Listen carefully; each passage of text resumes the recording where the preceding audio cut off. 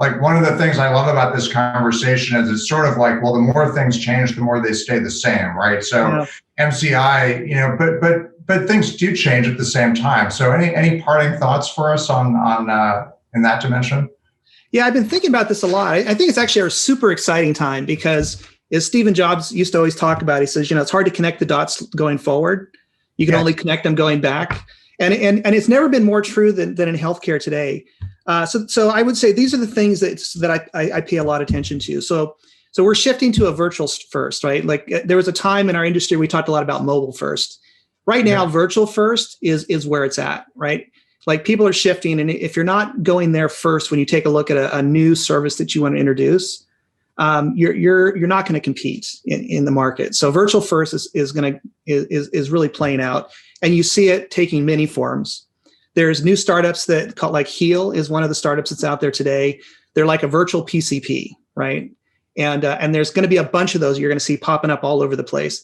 I think Rock Health said there was like 14 billion dumped into digital health last year. Largest year ever from an investment perspective. This year is going to make last year look small. It's probably trending to be somewhere closer to 20 billion this year. So there's going to be a lot of things that you don't see today all of a sudden are going to pop up. So virtual first is driving that.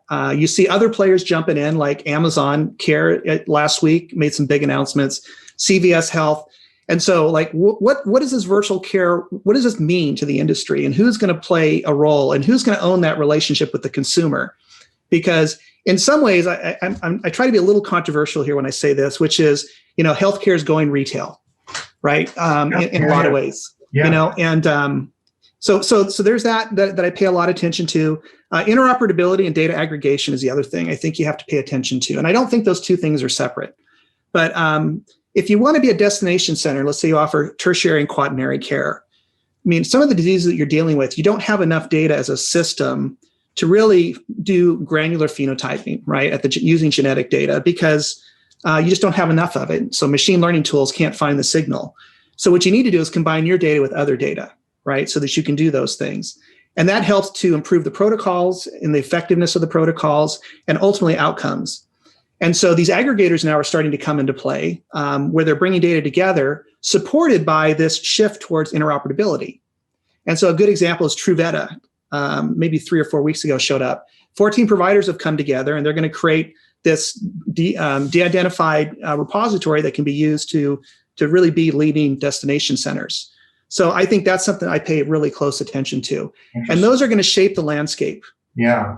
Well, and what I love about those comments. So I've had this theory now for probably about 5 years that, like, I love the digital thing and I love the technical thing, but sometimes it's a mystification, right? And what, in my view, where digital's had really big impacts actually comes down to the fundamental microeconomics of industry structure and industry competitiveness. And all the examples that you just shared, like healthcare going retail, that's a change in industry dynamics. Now, digital is clearly an accelerator to it, but it isn't magic. And like looking at those dynamics, and I think the other point, sort of the rise of different kinds of information capital, which really is a new kind of capital that's different than financial capital.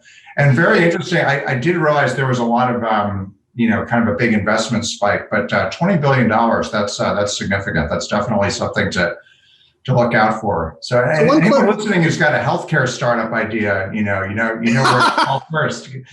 So just one closing thought, as you look at this too, we talk a little bit about, you're talking about, the data side of things. When Amazon, one of the things we realized at Amazon when it went virtual is that we knew so much more. At the brick and mortar at the time, because it wasn't virtual, all they really knew is what you bought, what was in your shopping cart, right? The minute that all became virtual, guess what?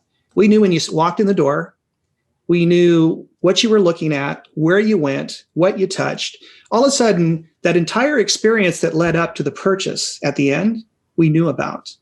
And that information became invaluable in terms of figuring out, what do consumers want? How do we need to organize the environment? How do we convert more people, right? So how do we create a more tailored experience? All of those things were a product of things becoming virtual. So now, as we start to think about healthcare going in that direction and things becoming more virtual first, what do you now have available to you that allows you to create a better experience, produce better outcomes for patients, because you're going to have that now.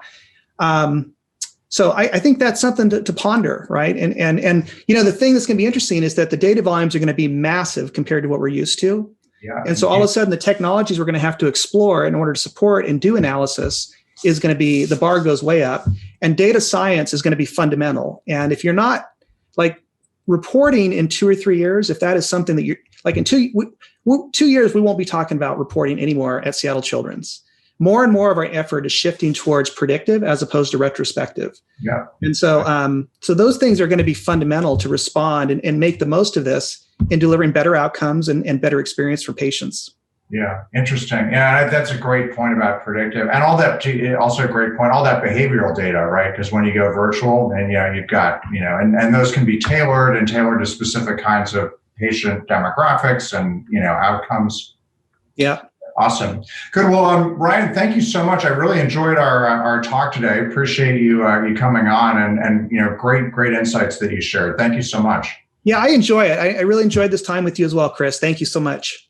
Absolutely. Again, my guest today has been Ryan Sousa, Chief Data Officer of Seattle Children's Hospital. And thanks again for joining me today. And hope you have a great rest of the day.